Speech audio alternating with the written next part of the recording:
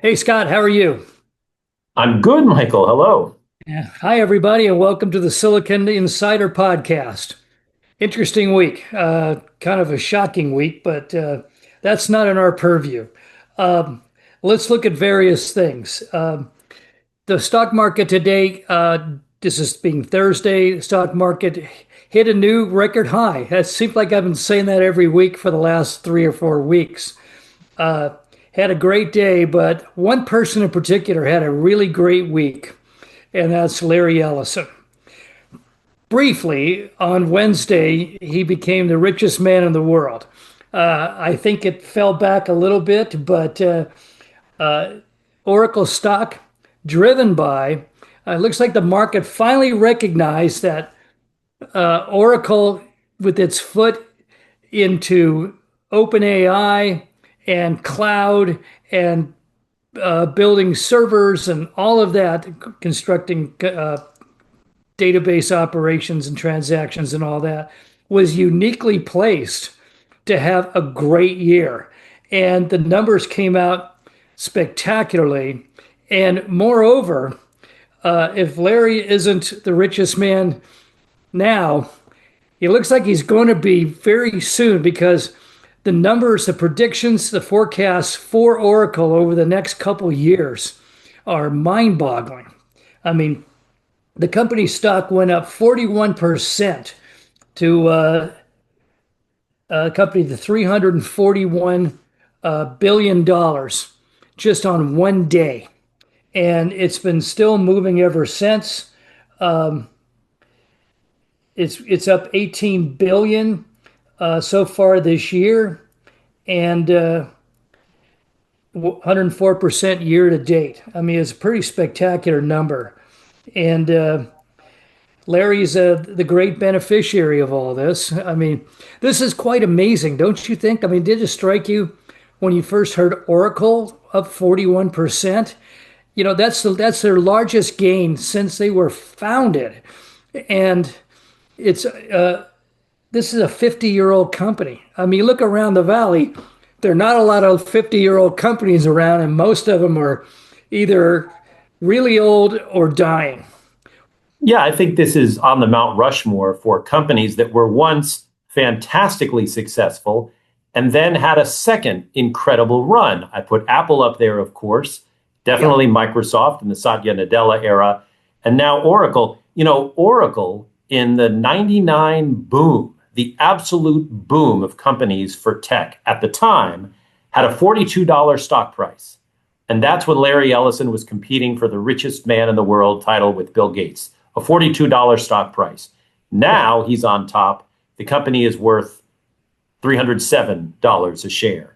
So it's just a different absolute category of wealth that he's in now. And he's still, unlike a lot of those titans, holding on to a tremendous amount of Oracle stock. And that's why he's worth so much. And it's incredible the way the AI boom, I think you put it best. This is a company perfectly built for it on the software side. If NVIDIA is perfectly built for it because of its chips on the hardware side, I think Oracle takes the software title, at least so far. Yeah, and it's amazing. Ellison is now 81 years old. He doesn't look that way because he's, heavily involved in longevity and life extension and all of that. But 81 years old, he's not running Oracle anymore, but he's retained the title of Chief Technology Officer. And that's very telling. I had lunch a number of years ago with two of the most powerful and successful women in Silicon Valley history. And they had both worked for Oracle at one point in their career. And I said to him, given Larry's reputation, as kind of a rogue and, hard nosed and all that, how could you work for the guy? And these women were even then were at senior positions. And they both said to me, because he knows more about relational transactions than anybody in the world. And he's a joy to work for because he's always winning and he always has breakthrough ideas. And Yeah, I, you got Ellison's right. His personal life, I mean, he's been married a lot and divorced a lot and whatever. But as far as the big time. business Six times, there you go. But who's counting? As far as the business goes, though, even back in the day, he was known as someone who had a lot of senior women on the executive staff. And now I was going to say, you have to shout out Safra Katz because Ellison, for all his wealth, brought Oracle to $42 during the dot-com boom. Safra Katz has gotten Oracle above $300 as CEO, so she deserves a lot of the credit here. Yeah, and I think Larry's current wealth is 375. It's right below Elon, uh, $1 billion. So what an achievement. I mean, and his kids are making movies in Hollywood and Running he's studios, yeah, running studios. I mean, it's amazing. I'll do credit to him. I interviewed him many years ago for public television. He's strangely, he's an enigma. He's a vulnerable guy emotionally, and yet he's the most hard-nosed business. The old joke used to be, your first year working for Oracle, you think is the greatest job in the world, and you're the luckiest person. The second year, you begin to doubt your sanity, and the third year, you go into therapy because the company will eventually break you because it's that hard driving. And yet it's worked. It's worked for a half a century now. Kudos to him. I'm on the list of great executives in Silicon Valley. I think we gotta add Larry Ellison. absolutely. Okay, next, mortgages. Uh, we haven't talked about mortgages much lately, but they are falling fast, and that's really good news for everybody. Um, I think it's at 6.35% for the week, down from 6.50 last week. That's good news. That's good news for a lot of people around here. Maybe it'll kick off the uh, the housing boom again around here. I don't know if it'll be a boom. It's still expensive, but one thing that a lot of people are happy about is that with that rate getting down closer to 6% and more inventory on the market, and I speak here in Silicon Valley where housing prices are already super, super high, people are sort of saying, okay, we can live with 6%. And they're likely to get an interest rate cut again very soon. You get enough of a rate cut, mortgage rates often follow on the way down. And I think psychologically speaking, that may bring some people off the sidelines. And it's been a while since we've had a buyer's market. And it's starting to feel like, given how expensive housing is here, we might still see some buyers jumping in. Yeah, I've noticed you get so accustomed to, oh, this house was listed at 3.5 million and it was sold for 3.9 million. In the last few weeks, it's been listed at 3.9, sold for 3.75. People are shaving at least $100,000 off of every house in this valley.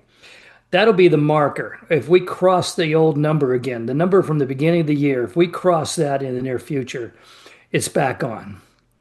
So we'll see. There's some predictions that it'll be going even farther down, maybe into the 5% territory, which would be amazing. That would be an economic revival right there.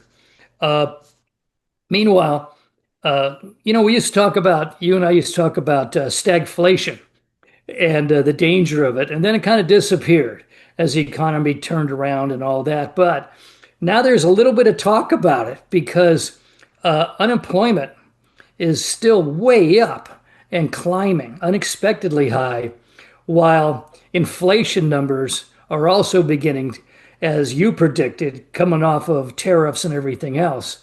We may have a situation now where we have high inflation and low employment, and that's the economy slowing down. Thoughts? I mean, I, yeah, I mean, inflation is still moving up and tariffs are not helping. yeah, I had one economist tell me today that your grocery prices are going to get higher and higher, not only because of tariffs, but because we're cutting back on immigration. So everything now costs more to find from the fields and to get to the store. So the longer that trend lasts, prices will stay high. Unemployment, let's remember, historically is still very low. I think we hit 4.3% with the last mark, a little bit higher in California, a little bit lower in Silicon Valley.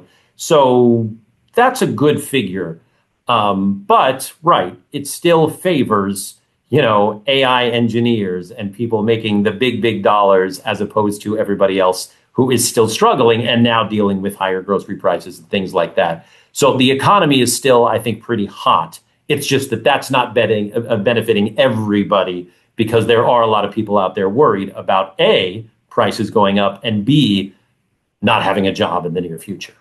Yeah, it's interesting. I mean, there was some notions a couple months ago that the immigration situation would actually open up brand new jobs for citizens, and that people would, the notion that the immigrants were doing the jobs that citizens wouldn't do would actually be put to a test if you know, people that were citizens of this country stepped into those jobs that were vacated. Do you see any indication of that? I do not know. Those jobs are going away. And according to economists, that's making the prices of produce, groceries, beef higher, and it will stay that way. And we have fewer people doing the work, I hear which causes prices to go I up. hear there's a lot of job openings at Hyundai. That too. Yeah. Yeah. Yeah. Okay. Next up, we do have one company that went public, blockchain lender Figure. I guess people are borrowing money and they're using blockchain-based companies. It raised $787 million this week in a US IPO. That's an impressive number.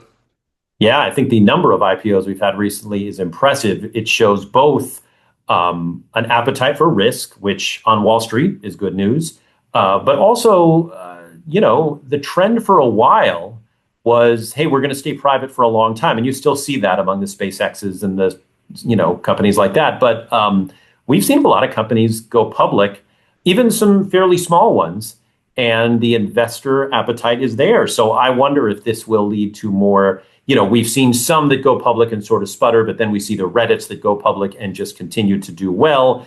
I'd put CoreWeave in there and Signal and things like that. Excuse me, Circle. It's not a perfect market, but it is a much more robust IPO market than we've seen in years. Yeah, it's kind of interesting. We'll see. I mean, I'd love to see a world where we have IPOs, not the level of the dot-com bubble, but just a steady drumbeat of new companies successfully coming out. Yeah, we've seen a lot of startups, and the path for those startups for the longest time. I mean, I believe OpenAI now has a $500 billion valuation. I mean, that's insane. And that takes you up to where like the SpaceXs of the world are and the Stripes of the world are. But we've also seen some who say, all right, let's pay off those investors. Let's go to the public markets and raise money. Yeah. And it's just, I think, encouraging because that keeps companies independent. They're not waiting to be bought out by the big guys. And I think the more independent companies, better for competition, better for consumers. Okay, and finally, the FTC has announced that it's looking into the impact of AI friends, compatriots.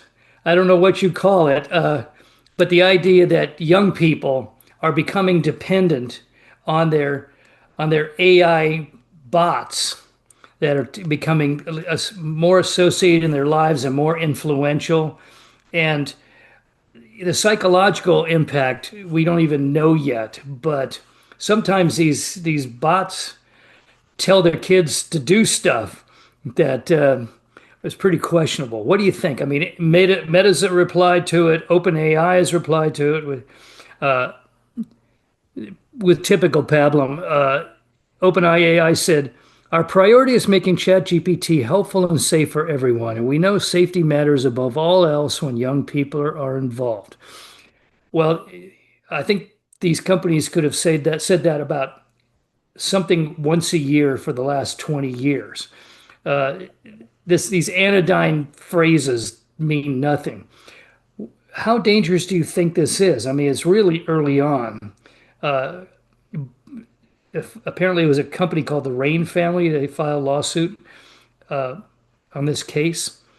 Right, we've thought. done these stories. This is extremely dangerous, Mike. I mean, AI can be helpful. It can also be really, really dangerous. And in order to allow it to be helpful to some, they're not cracking down on what it can be to kids. And suicidal ideation has come up.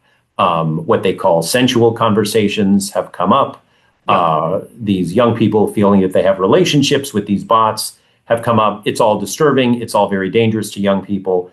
Everybody knows it.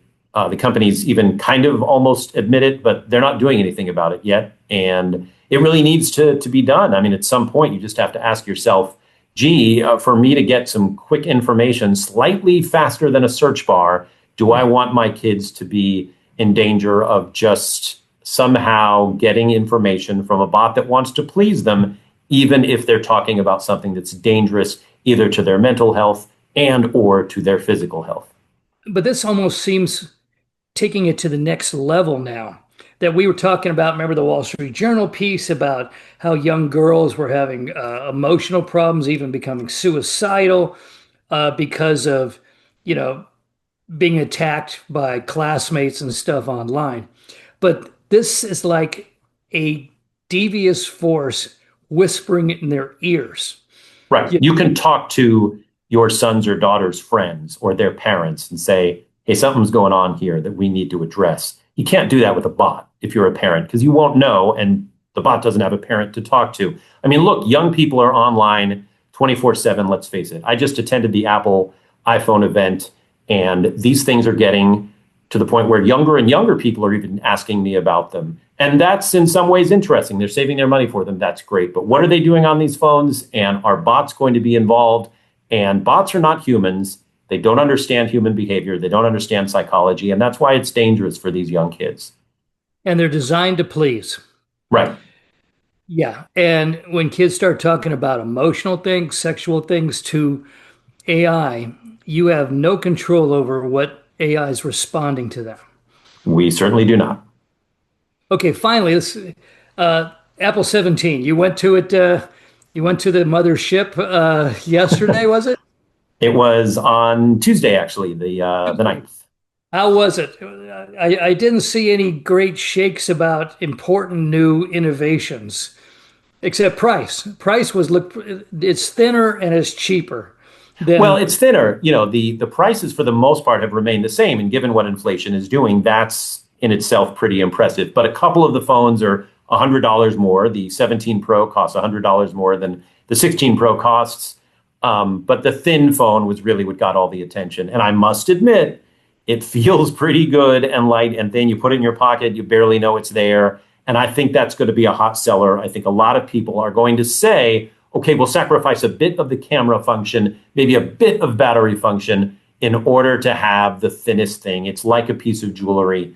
And it's hard because the Samsungs, the Googles, the Apples, they're all pretty much alike. They do really good things, and you just sort of have to decide which one you prefer, which ecosystem you prefer. But this ultra thin one is interesting, and that may spur an update cycle. I admit, and you and I have talked about how I don't update my phone every year because, look, I don't have that kind of money. But those of us who have held on for like 4 years now might say that thin one is what's going to get me back in the game because Yeah. it's pretty sweet.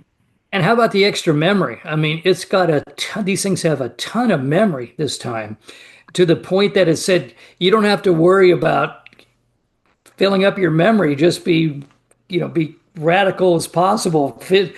Download every film you can and everything else. Yeah, I mean, between cloud storage and now storage on the device itself, I mean, it wasn't all that long ago when you had to really be careful about this stuff and be thoughtful about. I mean, I have a phone that's old enough where I have to go through once in a while and clear out some videos and stuff like that, some files. But right, if you've got a terabyte of storage on your phone, for goodness Yeah. sakes, you can just do whatever you want. Yeah, but the downside is people are going to come up to you and say, "Hey, let me show you some pictures I took." And they're going to have 10,000 photos. That happens all the time. That's one of the downsides of these phone, the culture that we're in is, wait, I know Aruba is in here somewhere. And you're like, oh my gosh, just send me some, later. Goodness gracious. Yeah. Okay, well, that's it for now, everybody. Thanks, Scott. You can see Scott on Facebook, X, and of course, almost every weeknight on NBC Bay Area. And it turns out I'm going to be on the BBC again, but on various different places. I'll keep you posted as it develops. Okay, thank you very much and see you next week. Bye bye.